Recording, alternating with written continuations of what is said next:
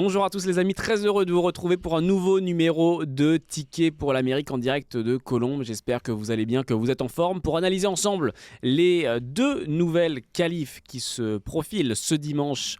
On sera le 21 décembre du côté de l'hippodrome de Paris-Vincennes, deux qualifs pour seulement deux qualifiés puisqu'il faudra gagner pour avoir son ticket pour l'Amérique. On commencera avec l'analyse du prix Ténor de Beaune qui sera l'épreuve support du Quintet Plus, la qualif 4 des Amériques Races, pour ensuite parler rapidement évidemment de la qualif 3, le Critérium Continental. Ce sera en fin d'émission.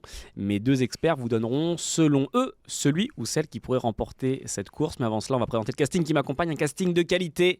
L'habitué des tickets pour l'Amérique, je vais commencer par lui. Il est à ma gauche, c'est monsieur Kevin Baudon. Comment ça va, Kevin ? Ça va, Elliot, bonjour à tous. Je suis ravi, j'ai hâte de débattre, de parler de ces deux super moments qu'on va vivre dimanche à Vincennes. On avance dans le meeting, on est déjà Q1, Q2. On est quasiment à la mi-temps, Q3, Q4. On va avoir une liste un petit peu plus précise du prochain Prix d'Amérique Legend Race. Donc, mais en tout cas, ça s'annonce super bien. Il y a du partant, il y a des champions. Donc, le spectacle, normalement, sera au rendez-vous. Deux courses où on n'aura pas le droit à l'erreur, puisqu'il faudra gagner pour se qualifier face à Kevin, un habitué de l'antenne. Il débute un petit peu, mais il fait ses preuves petit à petit. C'est monsieur Guillaume Coves. Comment ça va, Guillaume ? Je suis en stage de 3e. Bonjour Kevin. Bonjour Elliot. On est dans la période. On est en plein dedans. Comment ça va, Guillaume ? Super, il a raison. De belles épreuves. Je ne suis pas sûr que la Marseillaise retentisse dans le ciel de Vincennes ce dimanche. Mais on a fait le plein pour la Q3, la Q4. Il y aura du sport, du très beau sport. Il y aura du sport, deux qualifs donc à analyser. On va commencer par la première, celle qui sera support du Quintet Plus, ce sera le prix Ténor de Beaune. Messieurs, est-ce qu'on peut déjà présenter cette course, Kevin, savoir un petit peu quelles sont les conditions de cette course avant d'attaquer sur vos favoris ? Ce sont les meilleurs 5 ans qui vont s'affronter, mâles et femelles confondus. 2700 mètres, le parcours classique, celui du Prix d'Amérique Legend Race. 18 concurrents au départ, ce qui promet du sport. Faudra bien partir, ça va jouer notamment dans les premiers mètres pour certains et il faudra être bien placé. Il y aura beaucoup de rythme, c'est un groupe 1, donc là tout le monde est à fond.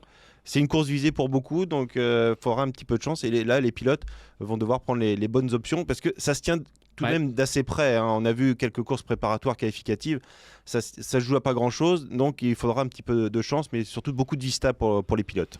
Qui sera, selon vous, messieurs, le ou la favori de cette course ? On sait que ça a longtemps été annoncé comme un objectif visé pour Keep Going, qui a eu sa place qualificative lors du prix de Bourbonnais par Mathieu Mottier, qui a terminé deuxième, qui aurait pu peut-être finir même, qui aurait peut-être même pu la gagner, cette qualif. Guillaume, qui va remporter ce prix Ténor de Beaune ? Qui va remporter, non pas qui est le favori. Qui va remporter, moi j'aime Keep Going, parce qu'on a tout vu dans la Q1, la Q2. C'est un cheval qui peut tout faire dans un parcours. Il y aura du rythme, il y a des rouleurs au départ. Je pense à Cocktail du Dain ou encore Canto Avis. On se souvient des premiers mètres de course dans le dernier Critérium. Certains se sont même brûlés les ailes. Il a tout pour plaire, Keep Going. Il a démontré, prouvé qu'il pouvait regarder ses aînés droit dans les yeux, qu'il avait un podium de Prix d'Amérique dans les jambes. Là, c'est un groupe 1, c'est aussi un objectif. Donc, il faut la gagner, c'est Ténor de Beaune. Les élèves de Mathieu Mottier sont en grande forme depuis le début du meeting. Ce sera mon favori. Keep Going, donc associé à Mathieu Mottier, qui a déjà eu son ticket pour l'Amérique la dernière fois. Kevin, est-ce que ça va vers Keep Going aussi ou pas ? C'est mon favori. Mathieu Mottier a joué de malchance dans la Q1. Tout de suite, dans la Q2, il a décroché son ticket. Il arrive sans pression. Cette course, comme le disait Guillaume, c'est un objectif, mais il arrive sans pression puisqu'il est déjà qualifié pour la Belle. Et j'ai hâte de voir son match face à Feminine Glory notamment. Mais dans la Q2, il a fini avec pas mal de ressources. Il a laissé glisser les 100 derniers mètres. C'est l'objectif. Le cheval est parfait. Il peut tout faire. 2007, peut-être meilleur en attendant. Il a été devant dans un critérium des 4 ans. Mais il est capable de tout faire. Il a gagné l'an passé le Continental. Il tente le doublé comme l'a fait Idaho Tillard. Donc, c'est pas donné à n'importe qui. Mais je pense qu'il peut y arriver. Keep Going, donc, qui sera le favori logique de Guillaume et de Kevin. Messieurs, on va parler de ceux qui peuvent venir l'accompagner sur le podium. Juste avant cela, parmi ceux qui peuvent prétendre, alors pourquoi pas la victoire, mais du moins à ces 3 places, c'est quelqu'un qui se veut ambitieux, c'est Benjamin Rochard, qui sera au sulky de Canto Avis. On est allé à sa rencontre, regardez. Eh bien, Canto, en dernier lieu, il était décevant. On s'attendait quand même un petit peu mieux. Certes, on n'est peut-être pas venu au bon moment, au moment où c'était là le plus dur, mais il a quand même faibli assez tôt. Donc on attend un meilleur comportement de lui dimanche. Kanto a bien travaillé. Il est arrivé à Grosbois il y a une dizaine de jours et je pense que ça y a fait le plus grand bien. Il a repassé un cap à l'entraînement, je pense, et on attend vraiment une confirmation de sa part, revoir le vrai Kanto qu'on a connu. On ne va pas être les favoris logiques, donc on est un peu en outsider. Et avant le coup, je pense qu'on a quand même une belle carte à jouer. Le cheval est vraiment bien. On va pouvoir compter sur lui, je pense.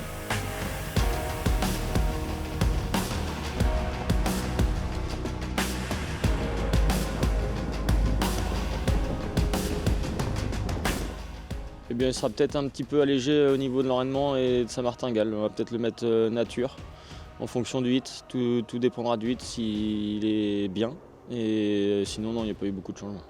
Les objectifs, on les met assez haut quand même, on compte être dans les 3. Voilà donc les mots de Benjamin Rochard qui se veut ambitieux en visant les 3 premières places dans ce prix Ténor de Beaune. Guillaume, est-ce qu'on y croit pour Kanto Avis dans les 3 ? On y croit, j'ai du mal à y croire. J'ai bien revu sa dernière sortie. Ouais. Il lui en manquait beaucoup. Alors quand on écoute le reportage, formidable reportage de Giulia Taddei, à des choses qui ont été faites, qui ont été changées, le choix est à Grosbois, il est motivé. On a vu que dans le critérium, il faut vraiment que Benjamin Rochard ne cherche pas à faire le fort, notamment avec un cocktail du Dain. On a vu le résultat. Moi, je l'ai gardé, on verra en fin d'émission, mais je ne l'ai pas gardé en bas. Je ne pense pas qu'il puisse regarder droit dans les yeux Keep Going. Je sais, si vous mettez un Kanto... Et pendant les 3, ça te paraît trop compliqué ? Peut-être 3, pas mieux, je pense. Ouais. Kevin ? Pareil, hein.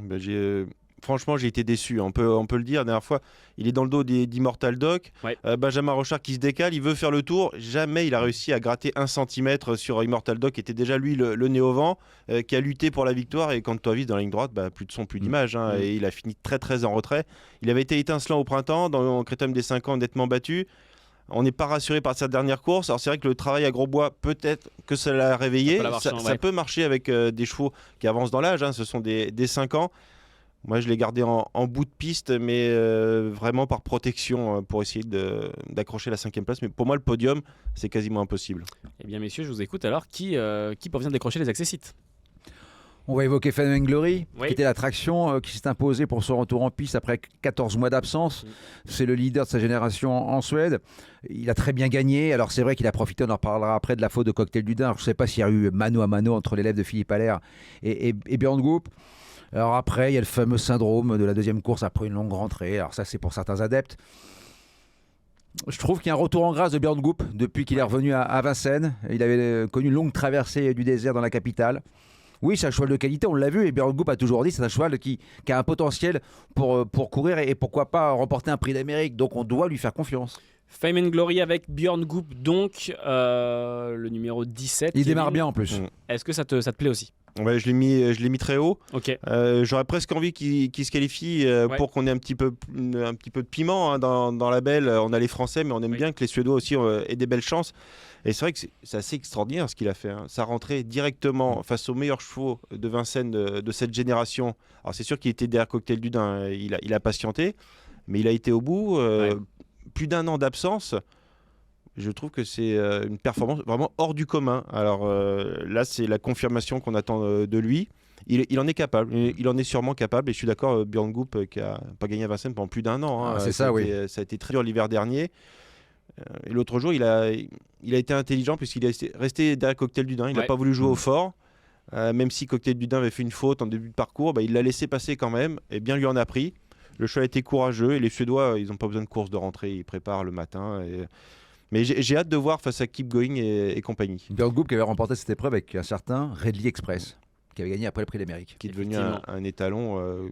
Étalon or. Qui vraiment sort de l'ordinaire, qui fait des champions tous les ans. Bon, Fame and Glory, c'en est pas un, mais on a quelques fils de Redley Express qui sont au départ. Messieurs, on a donc ce Fame and Glory qui sera sur votre podium, on l'a compris, et il nous manque encore une place. Donc qui pour venir compléter ces trois premières places ? Un cheval que j'aime bien, que j'ai repéré. Alors, dans le duel de Saint-Quentin, il fait une perf incroyable, c'est Immortal Dog, parce qu'il est à 2 des leaders. Donc il fait plus de chemin que le vainqueur Fame and Glory. Dans la dernière qualif, on a tout vu, le cheval s'était lancé sur la mauvaise jambe, un petit peu fâché. Au niveau du tracking derrière, c'était la grosse note, il a crevé l'écran. Il sera associé à Jean-Michel Bazir, puisque Paul Ploquin sera, lui, il pilotera Epic Chronos. C'est un peu tout ou rien. Ouais. Attention au départ, tout d'abord, avoir le bon parcours. Mais c'est un sacré cheval, celui Immortal Doc. Est-ce que ça peut te tenter, du coup, Kevin, pour également le mettre sur ton podium? Je suis pas foufou. Ouais. Je suis pas foufou sur Immortal Doc. Ok. On l'avait déjà vu l'hiver dernier à Vincennes. C'était pas non plus extraordinaire. Il a pris quelques places, mais c'était pas non plus un cheval qui avait montré qu'il était capable de rivaliser avec les meilleurs. C'est un petit peu mieux cet hiver. Les lignes, il y a un petit peu à boire et à manger. Je vois que Guillaume avait la gorge sèche. Oui. Il y avait un petit peu à boire. Il y avait un petit peu à boire et à manger. J'y crois pour les places. Ouais. Dans l'optique d'une qualification probable pour le Prix Amérique, Jean-Michel Bazir ne le drivera pas. Donc Oui. l'entraîneur ne se projette pas non plus vers les belles. Donc moi je le garde par protection parce que c'était bien dans le duel de Moi, je le Saint-Quentin. garde comme vous. Moi, je ne l'ai pas mis en base. Vous Mais verrez en je fin le vois d'émission. pas. Oui, Je ok. le vois pas sur le podium. Tu vois qui alors? J'ai mis Cocktail du Dain qui nous doit un Ouais. rachat. C'est le vrai pour faire du train, aller devant. Il a besoin de personne. Alors l'autre jour, il s'est un petit peu emmêlé les pinceaux dans le tournoi. Même au départ, il n'était pas cadencé. Il hein. n'était pas cadencé. Il a fait la faute au bout de 100 mètres, 150 mètres. Il nous doit une revanche. Oui. C'est presque. Alors, évidemment, il reste sur une disqualification, mais on le connaît depuis longtemps. Il n'a qu'une tactique. Il faut aller devant, il faut rouler. Il doit finir au moins troisième. Il peut même gagner. C'est un vrai dur. Il y a longtemps qu'on n'a pas vu un cheval aussi dur. Je suis d'accord. C'est C'est le vrai rouleur. rouleur. Le vrai rouleur en cyclisme. Ouais. C'est même un rouleau compresseur. Il est au top niveau depuis l'âge début de ses 3 ans. Moi, il m'a enthousiasmé cet été en Anguin face aux vieux. Il peut tout faire. Alors, c'est un cheval qui n'a pas de changement de vitesse, mais il va toujours au même rythme, très intense pendant un long moment. Il peut épuiser ses adversaires au train. Maintenant, ce qui me fait peur, c'est que la dernière fois, il a perdu un petit peu l'équilibre au départ. Il a mis du temps à se mettre dans la course. Mais il a raison, Kevin, c'est un cheval qui peut s'imposer. Il a le droit, il a les épaules pour. Rapidement, une surprise, un cheval qui pourrait peut-être créer la surprise dans cette qualif. Jazzman. Ah non. Ah, Jazzman, pourquoi? Parce que les élèves de la famille Abrivard reviennent en grâce, Oui. déféré des 4 premières fois. Il vient de très bien s'imposer. J'ai bien aimé sa ligne droite. Je l'ai même gardé en base. Ok. Il y aura une belle cote. Et je pense que même ses adversaires peuvent avoir le blues. Oh, monsieur Mélomane, une belle musique. Hop là, bon.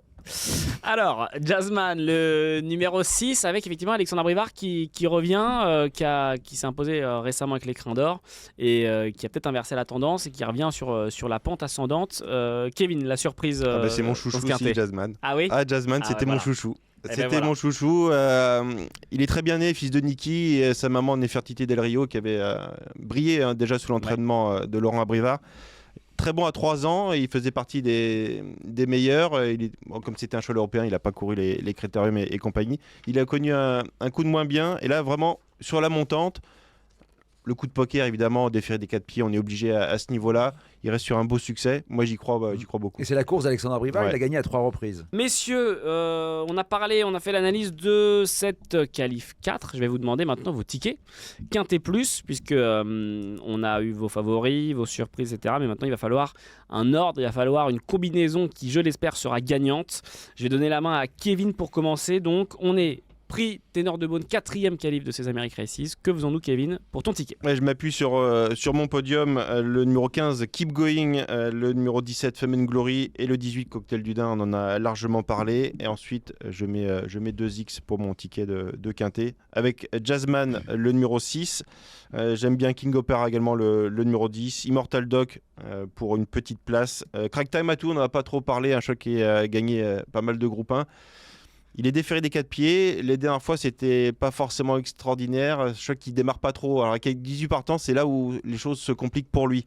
Mais s'il montre son vrai visage et qu'il y a du train, il peut gratter une petite place. C'est un cheval de classe. Et je termine avec Canto Avis, avec un réveil de sa part, mais vraiment en cas de défaillance de plusieurs concurrents. 15, 17, 18 et 2X, 6, 10, 6, 8, 10, 11 et 16. Voilà donc le ticket de Kevin pour ce quintet plus. Que faisons-nous du côté de Guillaume? Moi, un champ réduit, flexi 25% avec le 15 en tête. On est d'accord avec Kevin, donc keep going. 2X. Après, j'ai tenté des coups et souvent des surprises avec le 14 Executive K. Ouais. Parce que je trouve que les élèves de Gocciadoro sont en forme. cet hiver. C'est un cheval qui a fait l'arrivée de groupe 1, notamment sur les parcours de tenue. Et j'aime bien aussi ce Jazzman, comme trouble fête. Et après, donc, j'ai associé quasiment les mêmes avec Kevin, puisque la seule différence qu'on a, c'est que j'ai pas gardé Crack Time Matou avec le 8, le 10, le 11, le 17 et le 18. Donc voilà, je me dis en cas de défaillance des favoris, il peut y avoir un beau quintet, il y a souvent des surprises, donc c'est pour ça que j'ai gardé en bout de piste de base qui seront des troublions en puissance à belle cote. Deux formules quintet plus donc pour Kevin et Guillaume avec des X des bases et des associés. Messieurs, avant de terminer, on va forcément avoir juste un petit mot quand même sur la deuxième qualif qui nous attend ce dimanche. Ce sera le Critérium Continental, qualif 3 des American Races. Encore une fois, une seule place qualificative au départ et un très très bon lot. Quelles seront les conditions de course, Kevin? Pareil, juste que les gens aient une idée un petit peu du profil de la course. Alors, ce sont les meilleurs 4 ans, là aussi européens. 10, ils sont 17, 2100 mètres à parcourir, ils vont partir devant les tribunes, départ donné à l'aide de l'autostart, donc 9 en première ligne et ils seront donc 8 en seconde ligne. Ça va trotter entre une 9,5, une 10. Ah oui, facile. Ça va aller très vite. Il va y avoir du rythme, des chevaux pareils qu'on connaît par cœur. C'est une très belle génération. Ouais, effectivement. Là, on a vraiment un très très très gros lot. Et les favoris de cette course, ceux qui devraient faire partie des favoris de cette course, seront très à l'extérieur. C'est vrai. À voir si ça peut les servir ou non. Qui va gagner, Kevin, ce Critérium Continental? Lovino Bello, qui s'élancera avec le numéro 9. Et qui s'élance avec le 9. C'est une grosse performance attendue. Ouais. Ça n'a pas été fait depuis 2016. Ok. 2014, Tumble Dust. Arrivé par Björn Goop. Ça remonte. Donc ça remonte plus de 10 ans. Donc drôle de pari pour Lovino Bello. Il a déjà gagné un groupe 1 avec le 9, c'était le prix Ready Cash, devant Frank Gio qu'il retrouve ce dimanche. Allez, moi j'ai envie d'y croire quand même. Malgré ce numéro, Eric Raffin va improviser. Il y a des concurrents qui vont partir très vite. Il va peut-être attendre, prendre les bandeaux. Pour moi, c'est pas rédhibitoire ce numéro 9. J'en fais mon favori. Il a quand même été impressionnant pour son retour à Vincennes. Et j'aurais presque envie qu'il gagne pour le voir dans le Prix d'Amérique parce qu'on va pas se le cacher, Ida Otier ne sera pas là. Il y a quand même quelques places ouvertes pour le Prix d'Amérique. Et surtout pour Eric Raffin. Et pour Eric Raffin, qui pour l'instant est sans sulky, puisqu'il n'a pas George Power cette année, puisque Sébastien Arnaud est évidemment redevenu son pilote attitré. Mais j'ai envie de le voir dans le Prix d'Amérique, donc j'espère qu'il va gagner ce dimanche ce Lovino Bello. Mais il y a de l'opposition, Lombok Giel, Franck Gio, c'est une superbe course. Même en seconde ligne. Ça va être terrible. Et très bon chevaux. Guillaume, qui pourrait gagner? Je tente un coup, Falco Killergar. Ouais. Pourquoi? Parce que cheval de vitesse. L'autre fois, il tenait tête à Lovino Bello quand il a sauté sur une mine. L'avant-dernière fois, pareil. Je pense que la famille Duval d'Estaing a dû faire quelques petits changements au travail. Et c'est une bombe de vitesse. Il a un bon numéro. Même en venant sur les autres, pourquoi pas en laissant passer. Attention, parce qu'en Italie, il a fait de drôles de choses. Ouais. Voilà, je tente un coup avec le 4, Falco Killergar. Falco Killergar numéro 4 côté Guillaume et Lovino Bello côté Kevin qui aura le numéro 9. Et donc à côté de Lovino Bello s'élanceront le 8 Franck Gio et le numéro 7 il doit rassurer Franck Gio et Elisa Josselin aussi. Donc ça va être quand même une très très très belle course. Et puis il y a plein d'autres chevaux qu'on connaît par cœur, Lombok Giel, London, Learn to Fly. Surveillez pour une pièce, surveillez le 15 Phantom Express. Voilà. Phantom Express, peut-être pas pour la victoire. Qui sera associé de nouveau à Björn Goop. Qui a fait des débuts à Vincennes extraordinaires. Messieurs, merci beaucoup d'avoir fait le papier avec nous. Merci, ces qualifs 4 et 3 des American Races, Prétendant de Beaune et Critérium Continental. On le rappelle, seuls les gagnants de ces courses pourront avoir leur ticket pour le Prix d'Amérique Legend Race qui se disputera fin janvier. Merci à vous de nous avoir suivis. Mettez-nous en commentaire sur YouTube. Déjà, dites-nous sincèrement si vous auriez eu aussi facilement les noms sur les grilles de départ et dites-nous vos pronos en commentaire. Merci encore, Kevin. À très bientôt. Merci Guillaume. Merci et allez aux courses surtout, c'est important. Effectivement, rendez-vous à Paris-Vincennes ce week-end. Merci à tous de nous avoir suivis et on se dit à très vite. Ciao.